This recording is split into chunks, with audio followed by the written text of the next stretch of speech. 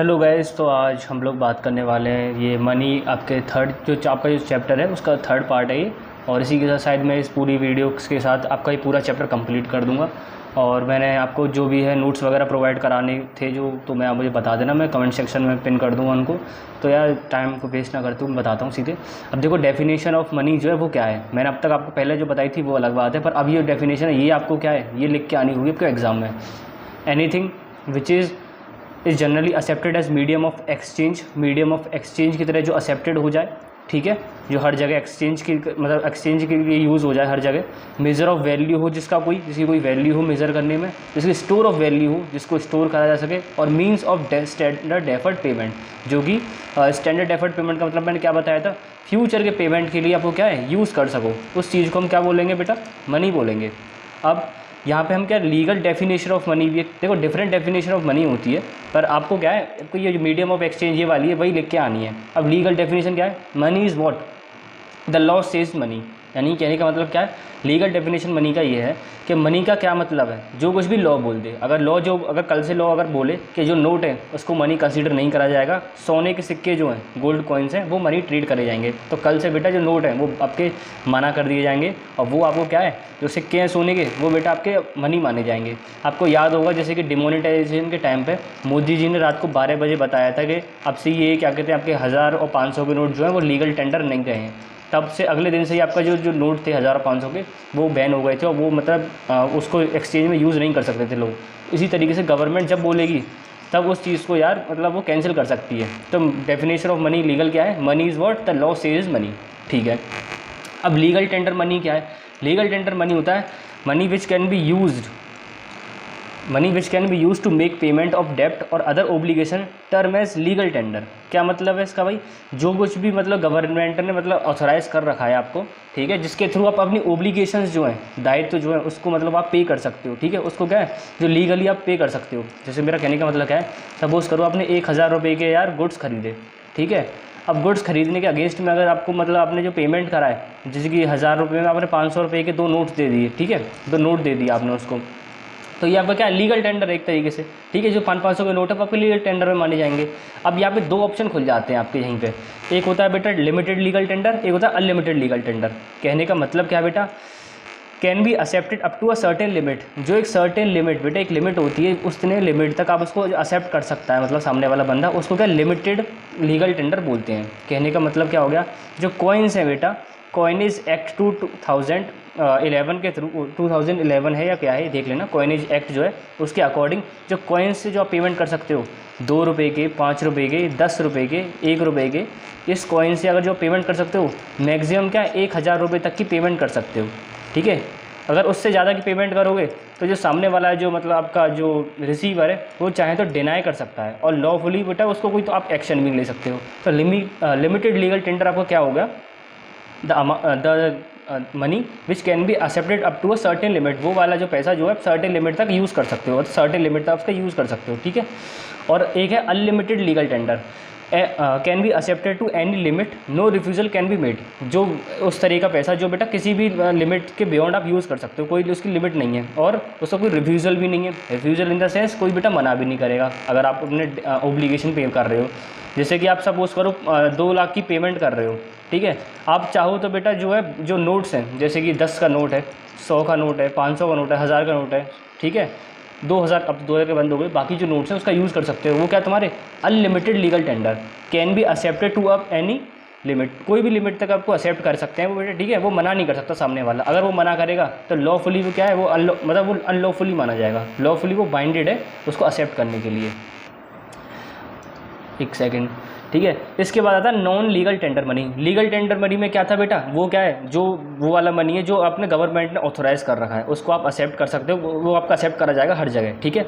एक होता है नॉन लीगल टेंडर मनी, यानी कि ये कौन सा मनी है, जो गवर्नमेंट ने बोला नहीं है, ठीक है, गवर्नमेंट की एक्सेप्टेंस नहीं है इस पर फिर भी आप लोग क्या इसका यूज़ कर सकते हो। ये कैसी बात हो गई, गवर्नमेंट नहीं बोला और हम कैसे यूज़ कर सकते हैं।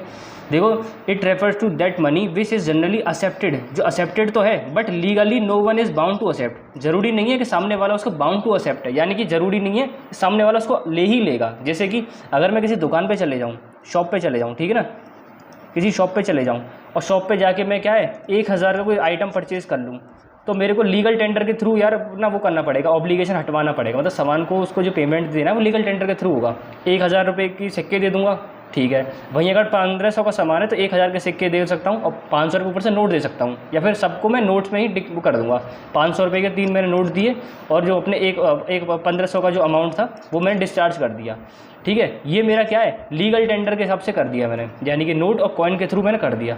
पर ये क्या है जी नॉन लीगल टेंडर जो मनी है, ठीक है, और जिसको हम ऑप्शनल मनी भी बोल सकते हैं, वहाँ पे क्या करा आपने 1500 रुपये का चेक काट के दे दिया, ठीक है। 1500 का आपने चेक काट के दे दिया सामने वाले को। अब जो बेटा चेक है, अब जो शॉपकीपर जो है वो चाहे तो इसको एक्सेप्ट कर सकता है और चाहे तो इसको रिजेक्ट कर सकता है। वो लॉफुली मतलब बाउंड नहीं है बेटा उसे एक्सेप्ट करने के लिए।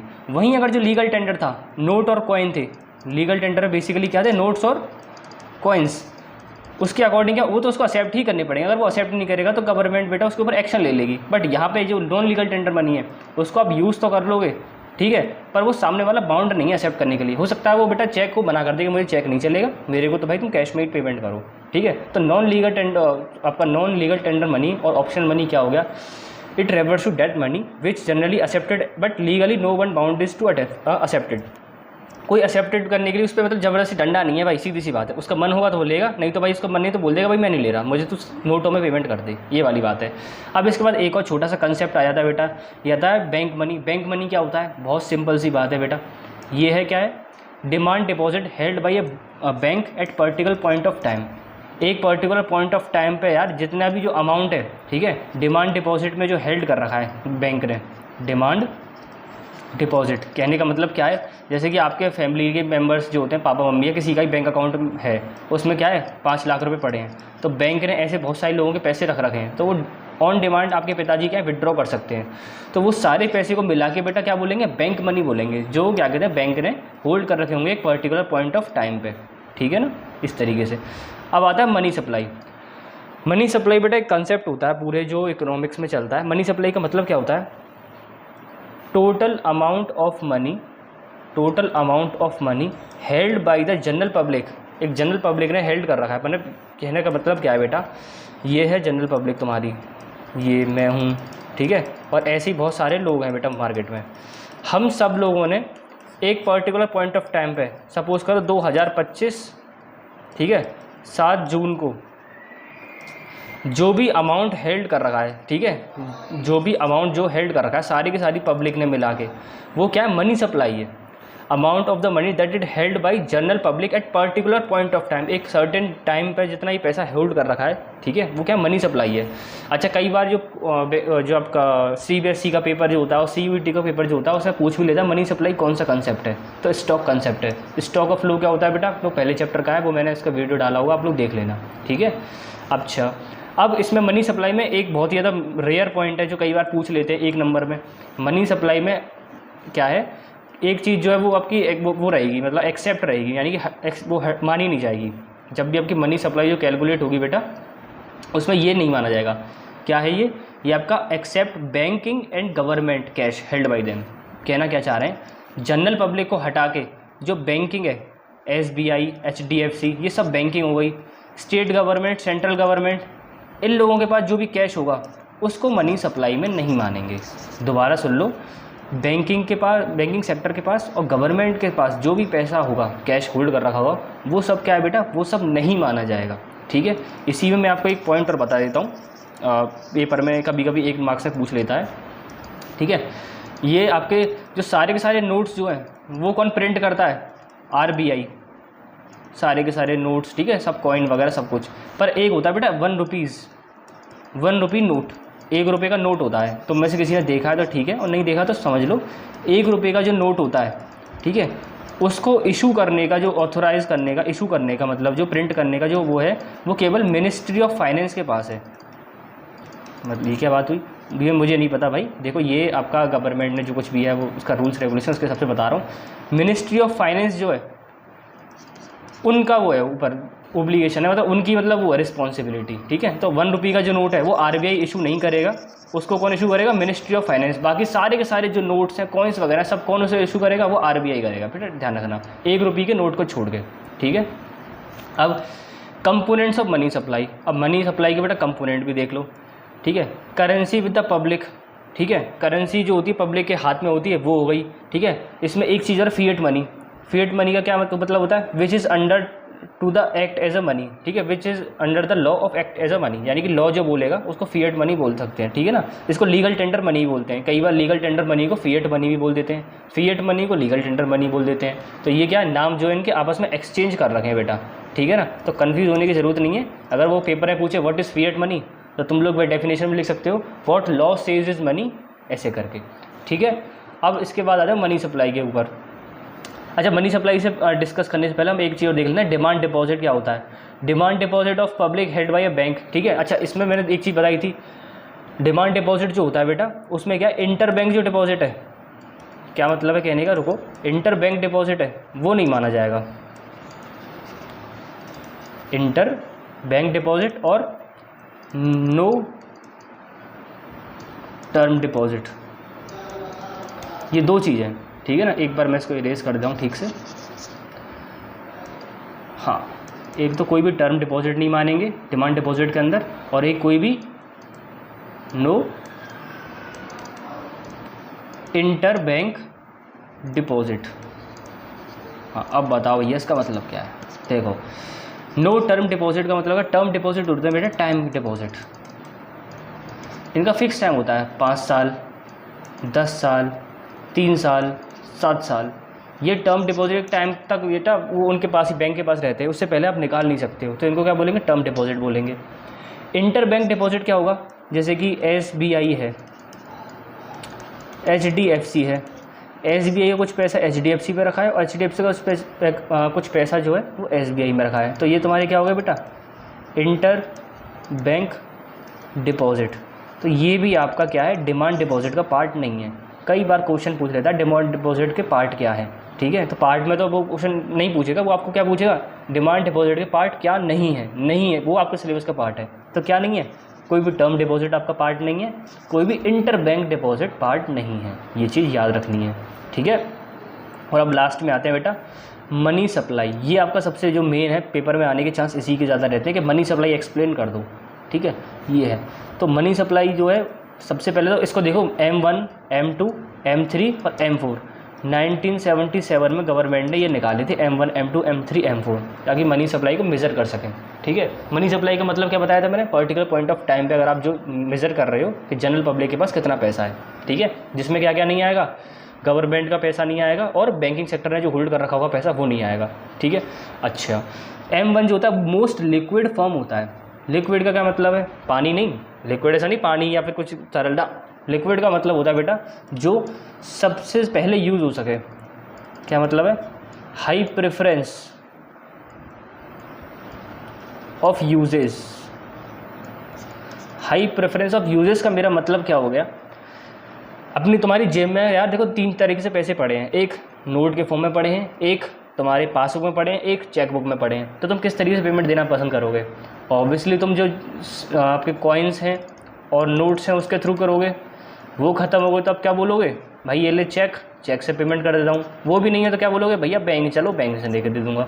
यही तो हो गया, यही लिक्विडिटी होती है कि आप जो प्रेफरेंस क्या रखोगे, जितनी जल्दी कोई चीज़ यूज़ हो सकती है वो उतनी ही ज़्यादा लिक्विड होती है, और जो जितनी लेट यूज़ कर सकते हो, इतने जिस अमाउंट को जितना देर में लगेगा आपको यूज़ करने में, उसी को मैं क्या बोलूँगा, सबसे कम लिक्विड बोलूँगा बेटा, ठीक है, ये है। तो M1 जो होती है बेटा वो सबसे ज़्यादा आपकी लिक्विड होती है। इसमें इसके 3 पार्ट होते हैं, इसके अंदर 3 चीज़ें होती हैं, ये आपको मेन बताना होता है पेपर में कि M1 का पार्ट क्या क्या है। तो M1 जो है उसका पार्ट क्या है, currency and coins held by public, ठीक है, लिखा हुआ है currency and coins held by public. Demand deposit plus, एक सेकेंड,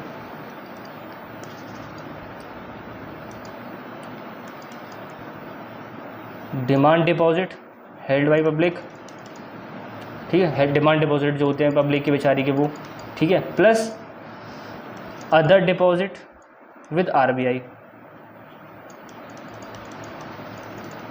तुम कहोगे भैया ये क्या कहानी सुना दी, अदर डिपॉजिट, देखो अदर डिपॉजिट जो है वो M1 का कोई ज़्यादा मेजर पार्ट नहीं होते और इनसे M1 पे कोई फ़र्क भी नहीं पड़ता, पर फिर भी इसको इंक्लूड कर लेते हैं। अदर डिपॉजिट का मतलब होता है RBI के पास बेटा वो वाला पैसा जो वर्ल्ड बैंक से आया है, ठीक है, IMF से आया है, इंटरनेशनल मॉनेटरी फंड जो बाहर से आया है, ठीक है, और बाहर के अकाउंट के लोगों का पैसा जो आया है वो वाला पैसा, ठीक है।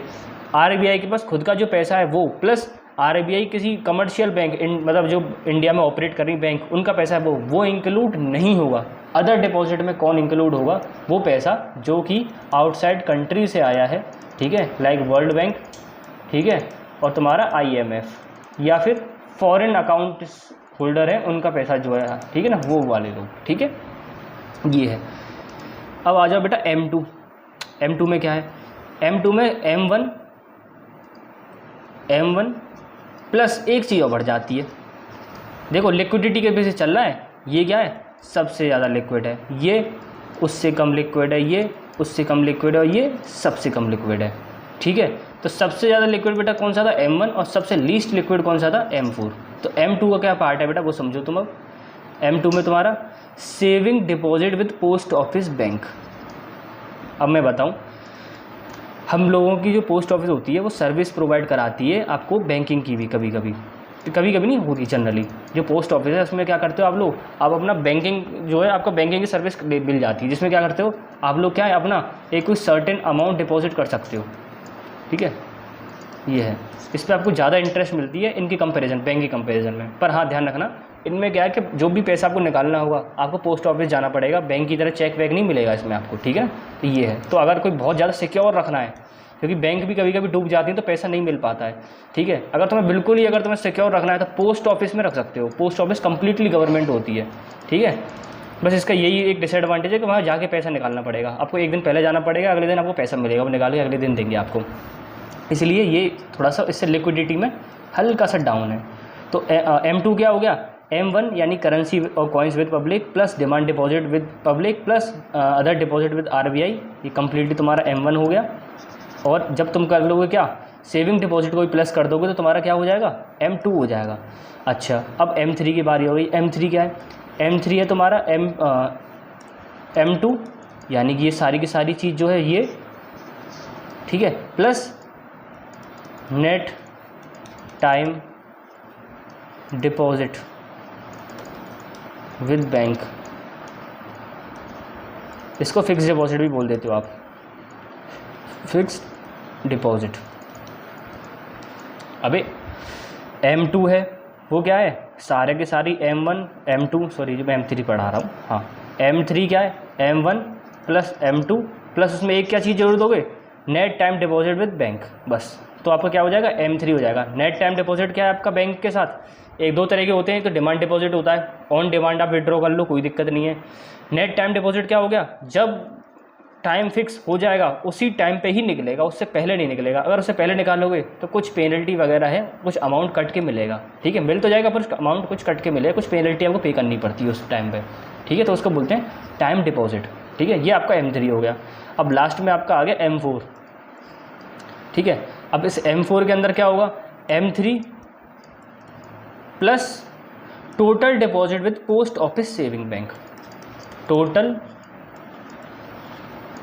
Deposit with post office saving bank.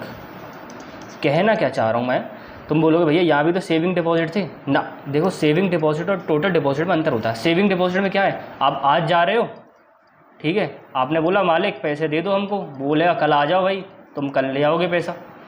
और टोटल डिपॉजिट जो होंगे उसमें क्या आ जाता है? पोस्ट ऑफिस के सब तरह के अकाउंट आ जाते हैं।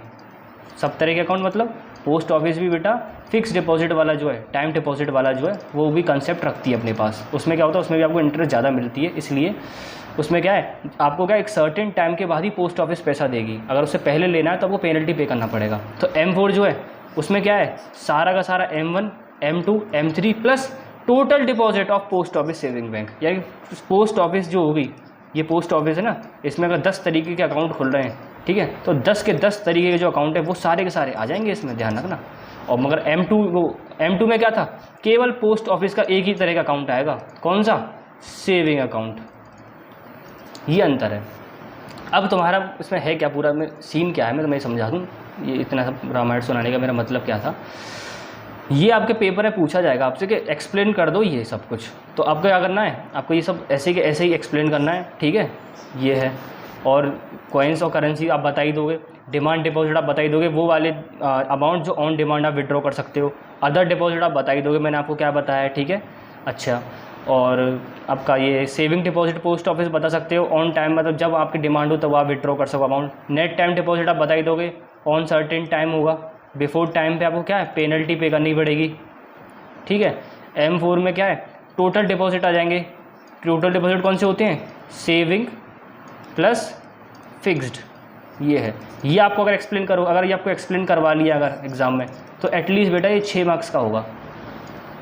और अगर 3 मार्क्स में या 3 मार्क्स में है या 2 मार्क्स में है तो आपको केवल ये लिख के छोड़ देना है, इसको एक्सप्लेन नहीं करना है, ये है। तो इसी के साथ बेटा आपका जो ये बैंकिंग का सॉरी मनी का जो आपका पूरा ये चैप्टर था वो मैंने कंप्लीट कर दिया है। आई होप आपको वीडियो पसंद आई हो, अगर पसंद आई हो तो यार लाइक करना, सब्सक्राइब करना, शेयर करना। और हाँ, इसी तरीके से मैं कंप्लीट जो सिलेबस है वो डालूंगा इस पर, और साथ के साथ जब सिलेबस कंप्लीट हो जाएगा तो मैं आपके जो पेपर किताब के पीछे के जो क्वेश्चन होते हैं, मैं 3 बुक्स जो होती हैं उससे कंप्लीट करवाता हूँ सिलेबस। एक बार देखो मैं बता देता हूँ पहले ही आपको, हाँ मैं 3 जो बुक है उससे प्रेफर करता हूँ। एक है संदीप गर्ग, इसलिए क्योंकि उसमें बेटा उसमें न्यूमेरिकल अच्छे होते हैं। अगर न्यूमेरिकल पढ़ना है संदीप गर्ग, अगर थ्योरी पढ़नी है वो भी हाई लेवल की, तो आपको वी के ओरी पढ़नी पड़ेगी।